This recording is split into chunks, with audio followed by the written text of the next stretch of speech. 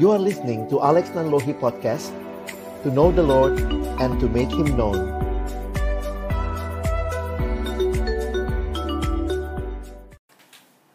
Mari sebelum kita membaca, merenungkan firman Tuhan, kita berdoa. Benar ya Tuhan bahwa Engkaulah sumber segalanya dalam hidup kami, dan juga sumber kekuatan kerohanian kami.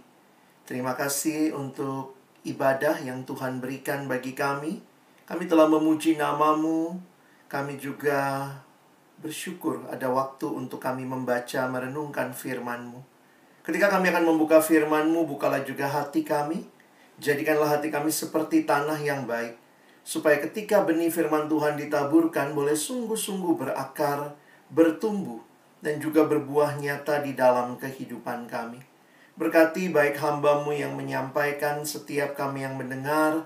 Tuhan, tolonglah kami semua, agar kami bukan hanya jadi pendengar-pendengar firman yang setia, tapi mampukan dengan kuasa dari Roh-Mu yang kudus, kami dimampukan menjadi pelaku-pelaku firman-Mu di dalam kehidupan kami. Bersabdalah ya Tuhan, kami anak-anak-Mu sedia mendengarnya. Dalam nama Tuhan kami Yesus Kristus, Sang Firman yang hidup, kami menyerahkan pemberitaan firman-Mu. Amin. Shalom, selamat siang Bapak Ibu, Saudara yang dikasihi dalam Tuhan Yesus Kristus. Sungguh bersyukur kesempatan ini boleh sama-sama jadi kesempatan yang indah bagi kita untuk beribadah. Saya pikir kesempatan seperti ini biarlah tidak kita maknai sebagai rutinitas, tetapi lebih dari itu adalah kesempatan untuk terus membangun iman kita di dalam Tuhan. Tema yang diberikan kepada kita hari ini adalah merdeka dari dosa kuasa gelap. Ya, saya pikir ini seirama kalau Bapak Ibu dalam bulan ini kita merayakan kemerdekaan Republik Indonesia. Tetapi apa artinya merdeka? Nah, saya ingin mengajak kita untuk mencoba melihat apa yang Alkitab sampaikan tentang kemerdekaan ini, dan coba kita refleksikan dalam hidup kita. Pembacaan Alkitab hari ini diambil dari Roma 6. Roma 6 ayat 17 dan ayat yang ke-18 ya. Saya sudah menuliskan semua ayatnya ada di screen sehingga Bapak Ibu tidak usah bolak-balik, tapi kalau seandainya ada Alkitab cetak juga boleh ikut dibuka. Roma pasal 6 ayat 17 sampai ayat yang ke-18. Tetapi syukur kepada Allah, dahulu memang kamu hamba dosa, tetapi sekarang kamu dengan segenap hati telah mentaati pelajaran yang telah diteruskan kepadamu. Kamu telah dimerdekakan dari dosa dan menjadi hamba kebenaran. Saudara yang dikasihi Tuhan, kalau kita mendengar istilah merdeka, mungkin langsung kebayangnya itu bebas, tidak ada batas. Dan itulah sebenarnya kemerdekaan yang kita inginkan, kita mau. Tetapi ketika kita melihat apa yang Alkitab sampaikan, percayakah saudara, ketika kebebasan itu dikaitkan dengan perhambaan? Mungkin kalau saya pakai istilah ini, jadi menarik untuk kita sama-sama diskusikan begitu ya. Bagaimana menghayati merdeka dan hamba menjadi pasangan kata yang unik dalam kekristenan. Kalau kita perhatikan di dalam ayat yang kita baca, di atas Paulus berbicara tentang karya Kristus bagi jemaat di Roma, dan dia mengatakan dahulu kamu memang hamba dosa, dan sekarang kamu sudah jadi hamba kebenaran. Jadi Bapak Ibu yang dikasihi Tuhan, waktu saya merenungkan ini, sebenarnya ada nggak sih kebebasan yang benar-benar bebas? Kenapa Paulus menggunakan 2 kali kata hamba? Dulunya hamba dosa, sekarang hamba kebenaran. Nah, disinilah menjadi pertanyaan penting bagi kita. Apakah ada kemerdekaan yang benar-benar bebas tanpa batas? Saya menuliskan kesimpulan saya bahwa sebenarnya kemerdekaan mutlak atau kemerdekaan yang kita mengerti tanpa batas adalah sebuah pemikiran yang salah. Sejak awal Allah menciptakan manusia, kita menghayati Allah menciptakan manusia sebagai makhluk yang bebas. Tetapi bebas yang Allah maksudkan bukanlah bebas melakukan apa saja yang mereka kehendaki. tetapi bebas melakukan apa yang Allah kehendaki. Karena itu kalau kita melihat kembali apa yang terjadi di Kejadian pasal yang ketiga, kita melihat Tuhan pun memberikan kesempatan semua boleh dimakan kecuali satu. Ya. Jadi sebenarnya waktu merenungkan kebebasan, apakah ada kebebasan yang tanpa batas, benar-benar bebas, tidak ada sesuatu hal yang membatasi? Saya pikir tidak demikian. Kalau kita merenungkan dengan dalam, sebenarnya kebebasan itu berkaitan dengan posisi. Kalau saya pakai istilah siang hari ini ya. Coba Bapak Ibu nyalakan GPS-nya dulu ya. Posisi sangat penting ternyata. Karena ternyata di dalam Alkitab memberikan gambaran kepada kita ada dua macam posisi, dua pilihan. Yang pertama, di dalam dosa itu disebut sebagai hamba dosa. Dan di dalam Kristus yang diartikan adalah hamba kebenaran. Jadi sebenarnya tidak ada pilihan di mana kita tidak punya batasan apa-apa. Dan saya pikir juga ini realita dalam kehidupan kita. Kalau misalnya ada orang tua yang semua yang anaknya minta, dia kabulkan, bebas sebebas-bebasnya, saya pikir itu bukan baik, tetapi justru merusak. Misalnya anak bilang, "Papa mama mau pukul teman di sekolah, silakan," gitu ya. "Papa mama mau melawan guru, silakan." Kalau orang tua kemudian mengatakan silahkan, semuanya bebas, saya pikir itu bukan orang tua yang baik. Allah yang menciptakan kita, Allah yang menciptakan kita di dalam kemerdekaan, di dalam kebebasan untuk melakukan kehendaknya. Sehingga istilah yang dipakai oleh Alkitab adalah hamba kebenaran. Jadi kalau kita memperhatikan bagaimana karya Kristus dalam hidup kita, Kristus telah melepaskan kita dari perbudakan dosa. Tadinya kita hamba dosa, tapi Kristus membawa kita sekarang menjadi hamba kebenaran. Pilihan kita dari perhambaan dosa masuk ke dalam perhambaan kebenaran. Tetapi ini bukanlah hal yang membatasi sebenarnya. Perhambaan kebenaran di dalam Kristus sebenarnya itu adalah kebebasan yang sejati. Satu pagi di kantor kami, dalam pelayanan, ada satu adik dalam staf di pelayanan kami. Dia seorang perempuan, dia kos, tinggal jauh dari keluarga. Nah, menarik, dia punya akuarium kecil di kamarnya. Dia memelihara beberapa ekor ikan mas. Satu pagi dia datang, pagi-pagi ke kantor, lalu kemudian waktu saya datang juga, lalu dia bilang begini, Kak Alex, tahu nggak? Bilang, ada apa nih? Ih, tadi malam, Kak, ikan mas saya bunuh diri. Gitu ya. Wah, itu jadi topik menarik pagi itu ya. Saya bilang, kenapa kamu bilangnya ikan masnya bunuh diri? Ternyata pagi hari dia sudah menemukan 2 ekor ikan mas keluar dari dalam akuarium dan mati terkapar di atas karpet di kamarnya. Ya, kami sempat bercanda ya, membahas, oh ini mungkin 2 ekor ikan mas yang cintanya tidak disetujui orang tua, begitu ya. Tapi akhirnya dalam diskusi kami pagi itu, pertanyaannya adalah, ikan mas itu bebasnya di mana? Di dalam air yang cuma satu akuarium kecil, atau di luar air? Di luar mungkin secara ukuran jauh lebih luas, jauh lebih bebas. Tetapi ketika ikan mas itu keluar dari air, sebenarnya itu bukan kebebasan yang sejati, dia mati, saudara. Tetapi waktu dia tetap di dalam air yang sangat terbatas itu, di situ dia bebas. Kebebasan seperti apa yang kita sedang bicarakan? Makna kebebasan seperti apa yang sedang ditawarkan oleh Alkitab? Saya pikir kita harus membingkai ulang pemahaman kemerdekaan yang sejati. Ketika manusia dibelenggu oleh dosa, Alkitab menyatakan semua orang telah berbuat dosa dan telah kehilangan kemuliaan Allah. Inilah sebuah realita yang Alkitab sampaikan kepada kita. Lalu kemudian kita tahu juga dalam Roma 6 ayat 23 dikatakan bahwa upah dosa adalah maut. Tapi saudara jangan lupa, itu sebenarnya baru Roma 6 ayat 23a. Kadang-kadang kita kalau hafal ayat senengnya bagian yang gampang diingat, tapi sebenarnya itu bukan berita sukacita. Ngapain Semua manusia telah berbuat dosa. So what? Ya. Bagaimana kita bisa dibebaskan dari keterikatan kepada dosa? Kita harus baca ayatnya dengan lengkap, karena ayatnya ada 23b-nya, dan 23b itulah berita sukacitanya, saudara. Berita duka citanya di atas, sebab upah dosa adalah maut. Tetapi karunia Allah ialah hidup yang kekal dalam Kristus Yesus Tuhan kita. Mari mulai sekarang hafal yang B-nya juga, saudara ya. Jadi hafalnya lengkap satu ayat.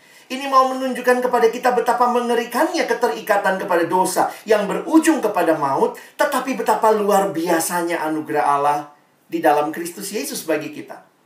Dan siapakah yang membebaskan kita? Dosa adalah pergumulan manusia yang tidak bisa manusia selesaikan. Tetapi kemudian anugerah Allah menyelamatkan kita. Yesus menjadi jawaban bagi pergumulan dosa kita. Galatia 5 yang tadi dibaca, supaya kita sungguh-sungguh merdeka, Kristus telah memerdekakan kita. Dan perhatikan di dalam Yohanes 8 ayat 36. Apabila anak itu memerdekakan kamu, kamu pun benar-benar merdeka. Ayat ini sebenarnya ada konteksnya ya. Kalau Bapak Ibu bisa lihat di di Yohanes 8 ayat 31-32. Kita lihat sebentar yang berwarna merah itu ya. Yesus berkata kepada orang-orang Yahudi yang percaya kepadanya, "Jikalau kamu tetap dalam firman-Ku, kamu benar-benar adalah murid-Ku, dan kamu akan mengetahui kebenaran, dan kebenaran itu akan memerdekakan kamu." Tinggal di dalam firman bukanlah membatasi kebebasan kita, tetapi itulah sumber kemerdekaan kita. Dan ayat 36 yang tadi kita baca, apabila anak itu memerdekakan kamu, kamu pun benar-benar merdeka. Dan ada ayat yang disampaikan oleh Rasul Petrus di dalam surat 1 Petrus 2 ayat 16 yang menolong kita melihat konteks ini ketika kemerdekaan itu dikaitkan dengan hamba. Nah, saya ketemu ayatnya di sini ya. Hiduplah sebagai orang merdeka. Wow, kita senang kali ya. Wah, hidup sebagai orang merdeka. Dan bukan seperti mereka yang menyalahgunakan kemerdekaan itu untuk menyelubungi kejahatan-kejahatan mereka. Tetapi hiduplah sebagai hamba Allah. Merdeka dan hamba, merdeka dan perhambaan itu ada di dalam kekristenan. Ketika kita merdeka dari dosa, kita sekarang hidup sebagai hamba Allah. Bagaimana dengan tema yang diusung siang hari ini? Realitanya banyak orang yang sudah bilangnya percaya sama Tuhan, tapi sudahkah sungguh-sungguh merdeka? Ada satu aspek yang mau disorot siang hari ini, yaitu aspek merdeka dari kuasa gelap. Inilah realita manusia yang seringkali mau enaknya saja, atau misalnya begini ya, memilih begitu ya, ada apa yang bisa saya pilih yang menguntungkan saya. Sehingga tidak heran banyak orang yang namanya mungkin dia Kristen, dia rajin ke gereja. Satu sisi dia bilang dia percaya Tuhan, tapi ternyata dukun juga dia percaya. Tuhan yang katanya memimpin karirnya, tetapi juga dukun dibuat begitu rupa, menolong kalau ada karir yang mau naik dan promosi segala macam. Banyak orang yang mencari kuasa-kuasa kegelapan. Dan pertanyaannya, bagaimana merdeka dari kuasa kegelapan? Sebagian orang mengatakan, nggak ada itu kuasa gelap ya. Saya ingat selalu ada orang tua yang bilang sama anaknya, nggak ada itu setan, nak. Nggak ada, ya jangan takut, nggak ada itu setan. Saya pikir itu pengajaran yang tidak tepat. Alkitab jelas bilang ada iblis, ada kuasa gelap. Tetapi yang Alkitab sampaikan bahwa setiap kita yang sungguh-sungguh percaya, setan tidak punya kuasa atas hidup kita. Dia bisa mengganggu kita. Mungkin mengganggu, tapi tidak mungkin merasuki, tidak mungkin menguasai. Jadi, saya pikir kita mesti belajar mengajarkan dengan benar ya, karena ini juga realita yang disampaikan oleh Alkitab, bahwa kehidupan kita dalam dunia ini bukan hanya kehidupan dunia fisik semata-mata. Tetapi di dalamnya ada realita tentang kuasa si jahat dengan segenap tipu muslihatnya yang disampaikan kepada kita. Salah satu surat yang cukup kuat membahas hal itu adalah surat Efesus. Sehingga kalau Bapak Ibu nanti memperhatikan, mempelajari Efesus, saya akan angkat beberapa bagian ini. Di dalam Efesus dikatakan, perhatikan saja ayat yang keduanya.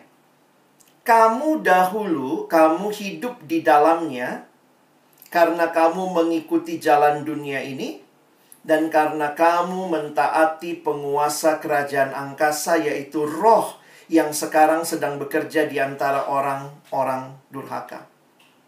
Ketika kita tidak terikat kepada Allah, sebenarnya bisa jadi kita sedang terikat kepada kuasa-kuasa si jahat.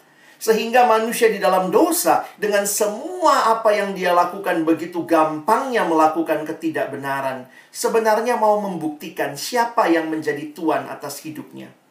Di dalam Alkitab sebenarnya menarik sekali, dosa digambarkan seperti seorang pribadi. Jadi dosa dipersonifikasi ya. Jadi bayangkan tuh dikatakan dosa memperbudak. Kamu hambanya dosa. Jadi dosa itu seperti tuan yang menguasai kita. Nah, di dalam pemahaman kita terhadap beberapa ayat bahwa menyatakan bahwa di tengah-tengah kehidupan dunia ini ada kuasa iblis yang bekerja, ini pun mau menyatakan kepada kita hati-hati dengan keterikatan kepada si iblis. Sekali lagi, bukan mengatakan bahwa tidak ada iblis, tidak ada setan, tetapi kita harus dengan jelas mengajarkan bahwa ketika seorang percaya kepada Kristus, dia dilepaskan. Dia dilepaskan dari kuasa jahat. Kolose pasal yang pertama ayat 13-14. Ini karya Kristus yang kita alami kalau Bapak Ibu Saudara ada di dalam Kristus. Ia telah melepaskan kita dari kuasa kegelapan dan memindahkan kita ke dalam kerajaan anaknya yang kekasih. Di dalam Dia, kita memiliki penebusan kita, yaitu pengampunan dosa.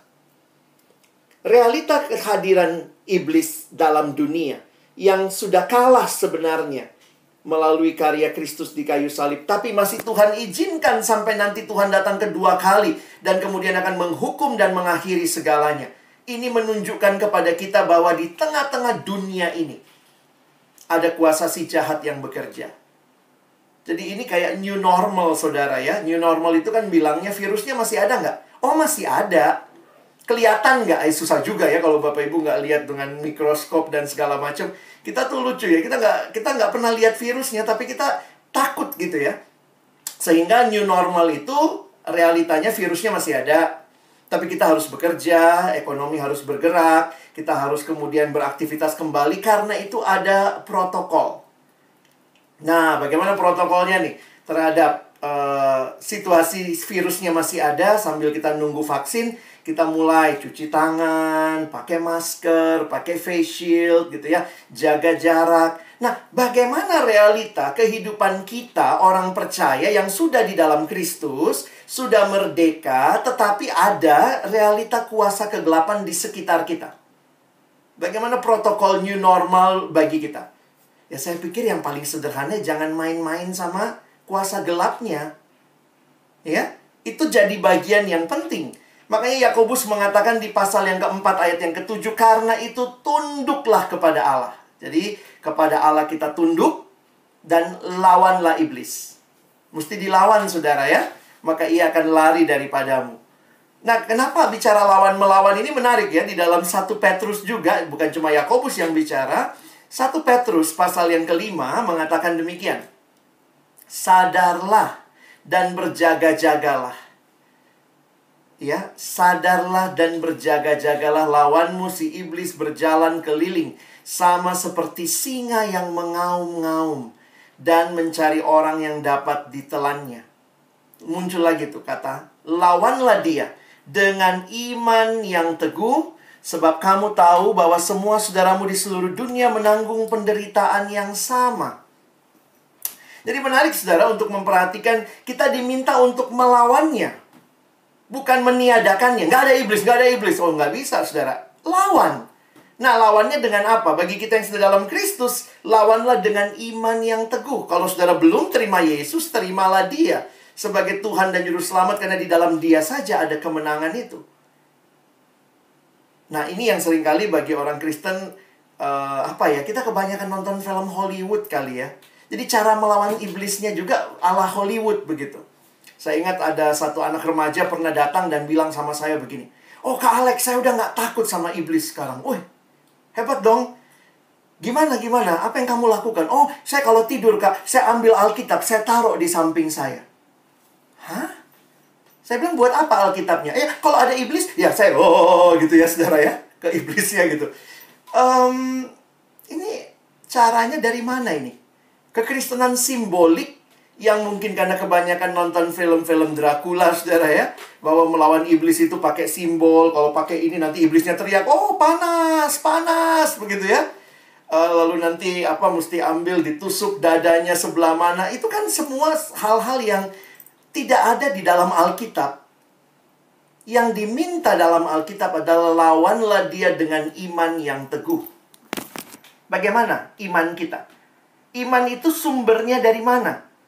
Iman yang teguh lahir dari Roma 10 ayat 17 mengatakan, jadi iman timbul dari pendengaran dan pendengaran akan firman Kristus.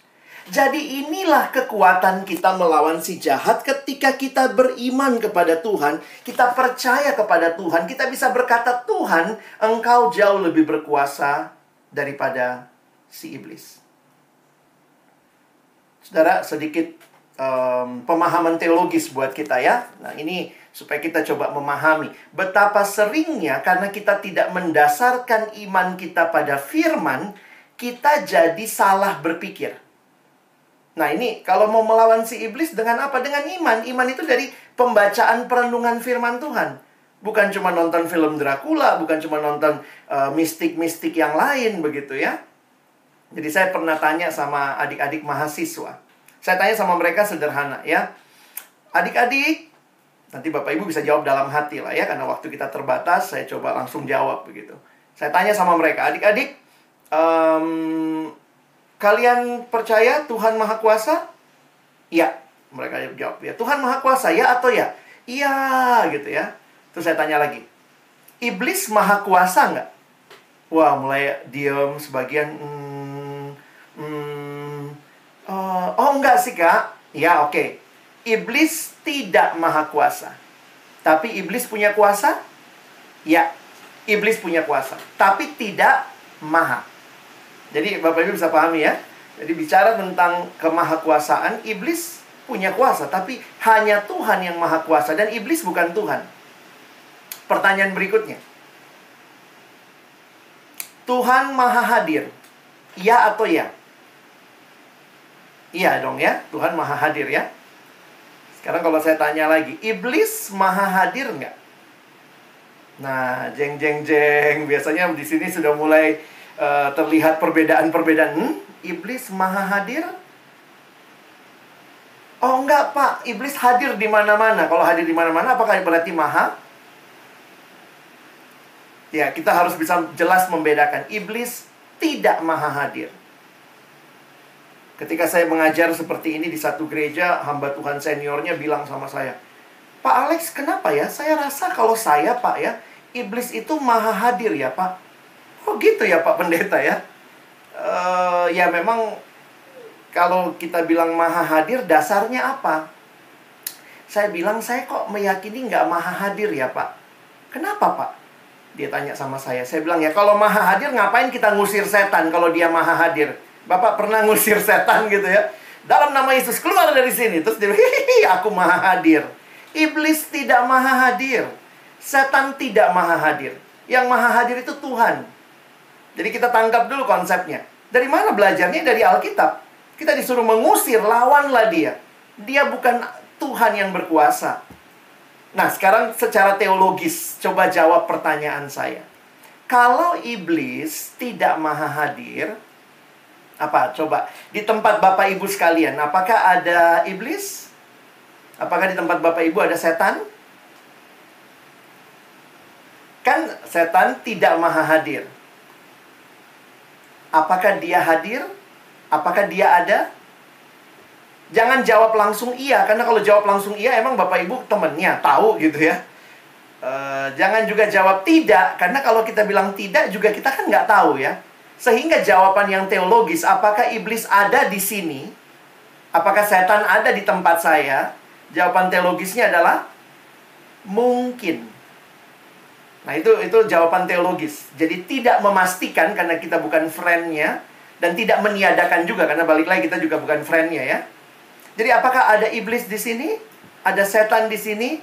Mungkin. Tapi apakah ada Allah di sini? Itu jawabannya pasti. Ada Allah? Pasti. Ada setan? Mungkin. Tetapi realitanya, itu kan iman kita dari firman Tuhan. Kenapa kita kalau ke toilet malam-malam kadang-kadang lebih takut sama yang mungkin ada, tidak pegang yang pasti hadir? Itu realitanya. Ketakutan sama yang mungkin ada, sementara yang pasti-pasti ada tidak kita pegang. Sebenarnya inilah yang dimaksud dengan lawanlah iblis itu dengan iman yang teguh. Iman yang kita dasarkan pada firman Tuhan dan kita bisa berkata di dalam nama Tuhan Yesus. Keluar dari sini. Ini kehadiran Allah yang penuh bersama dengan anak-anaknya. Memang ada hamba Tuhan yang diberikan karunia dalam pengusiran setan dan seterusnya. Tapi waktu saya belajar dalam Alkitab, setiap kita anak Tuhan yang sudah percaya sebenarnya bisa mengusir setan. Kenapa? Itu bagian yang bukan privilege-nya hamba Tuhan aja. Lihat lagi tadi. Semua saudaramu di seluruh dunia menanggung penderitaan yang sama. Lawanlah dia. Bukan kalimatnya pendeta A akan melawan dia. Kita bisa melawan dia. Jadi hari ini kemerdekaan kita bukanlah kemerdekaan yang semu. Tapi ketika kita bertumbuh dalam Tuhan, kita makin tahu siapa Tuhan kita. Dia lebih berkuasa dari segala-galanya. Dan kita datang dengan keyakinan iman yang teguh kepada Tuhan. Sehingga Bapak Ibu, saya menghayati kalimat yang dikatakan oleh Billy Graham dalam bukunya. Dia bilang sebenarnya semua orang Kristen, setiap kita sedang dalam situasi berperang secara rohani. Jadi dia bilang kalau anak sekarang main game ya, ini yang muda-muda, kalau main game itu war mode on. Kita tuh terus harus war mode on. Kita dalam situasi peperangan. Dan itulah yang juga sebenarnya dituliskan di dalam ayat terakhir yang saya ingin kita baca saja. Sekali lagi dalam kitab Efesus. Di dalam Efesus pasal 6 ayat 10 sampai 18 diingatkan kepada kita, ada realita iblis hadir dan dia terus berusaha menjatuhkan anak-anak Tuhan. Tapi kita diberikan kuasa untuk melawan dia. Karena itu Paulus menasehatkan kepada jemaat Efesus. Kalimatnya, akhirnya hendaklah kamu kuat di dalam Tuhan, di dalam kekuatan kuasanya. Seperti lagi perang ya, kenakanlah seluruh perlengkapan senjata Allah, supaya kamu dapat bertahan melawan tipu muslihat iblis. Lalu ayat 12, karena perjuangan kita bukanlah melawan darah dan daging, tetapi melawan pemerintah-pemerintah, melawan penguasa-penguasa, melawan penghulu-penghulu dunia yang gelap ini, melawan roh-roh jahat di udara. Sebab itu, ambillah seluruh perlengkapan senjata Allah, supaya kamu dapat mengadakan perlawanan pada hari yang jahat itu dan tetap berdiri sesudah kamu menyelesaikan segala sesuatu. Gambaran yang dia ambil adalah gambaran prajurit Romawi dengan perlengkapan senjata yang full armor. Hidup kita bukan mencle-mencle, santai-santai. We are on a war mode. Kita dalam mode perang, saudara ya. Siaga penuh. Karena kehidupan rohani harus dibangun. Karena si iblis akan terus berusaha menjatuhkan kita. Lawanlah dia. Karena itu, ini kalimat dari Billy Graham. Christians are called not into a playground, but into a battleground. Dan gambaran ini yang dituliskan lebih jauh. Jadi berdirilah tegap, berikat pinggangkan kebenaran. Bapak Ibu bisa lihat semua ya di sebelahnya. Ikat pinggang kebenaran, berbaju sirahkan keadilan, kakimu berkasutkan kerelaan untuk memberitakan Injil damai sejahtera. Dan dalam segala keadaan pergunakanlah perisai iman. Sebab dengan perisai itu kamu dapat memadamkan semua panah api dari si jahat. Dan terimalah ketopong keselamatan. Bagian paling penting dalam perang sebenarnya kepala ya. Makanya ketopongnya adalah keselamatan. Wah, ini kalau kita renungkan indah ya, pasti keselamatan kita. Dan pedangnya adalah pedang roh. Lawanlah dia dengan iman yang teguh. Pedang rohnya yaitu firman Allah dalam segala doa dan permohonan. Saudara, kita yang merdeka sekarang diberikan kekuatan dari Tuhan untuk berdiri teguh melawan si jahat. Kalau ada keterikatan, mungkin di tengah keluarga masih ada yang percaya dengan dukun-dukun, masih ada keterikatan kalau mau naik jabatan pergi ke opung ini, pergi ke mbah ini. Masih ada keterikatan bahkan dalam hidup sehari-hari di mana ada jimat-jimat yang kita atur, letak posisi dalam rumah yang kita buat begitu rupa dengan alasan supaya lebih kaya, supaya lebih nyaman. Kalau itu cuma masalah pergerakan angin, itu belajar dari arsitektur aja saudara ya. Tidak dari roh-roh yang bukan Allah. Dan kita diberikan kemerdekaan karena Kristus yang bangkit mengalahkan kuasa maut. Selamat menjalani kehidupan yang merdeka. Karena kita bukan terikat lagi kepada dosa, tapi kita terikat kepada Allah. Amin. Mari kita berdoa. Bapa Surgawi, terima kasih buat firman-Mu. Untuk setiap hati yang terbuka di hadapan-Mu. Bagimulah seluruh hidup kami. Biarlah kami berjalan dalam langkah-langkah kemenangan. Karena kami ada di dalam Kristus yang telah memberikan kemenangan yang pasti itu bagi kami. Jika masih ada Bapak Ibu Saudara yang dalam pergumulan dengan kuasa-kuasa kegelapan atau keluarga kami berdoa sehati di dalam nama Tuhan Yesus, Allah yang berkuasa. Tolong kami keluar, tinggalkan itu semua. Melawannya dengan iman yang teguh. Percaya, di dalam Kristus ada kuasa. Kami bersyukur dalam nama Yesus kami berdoa. Amin.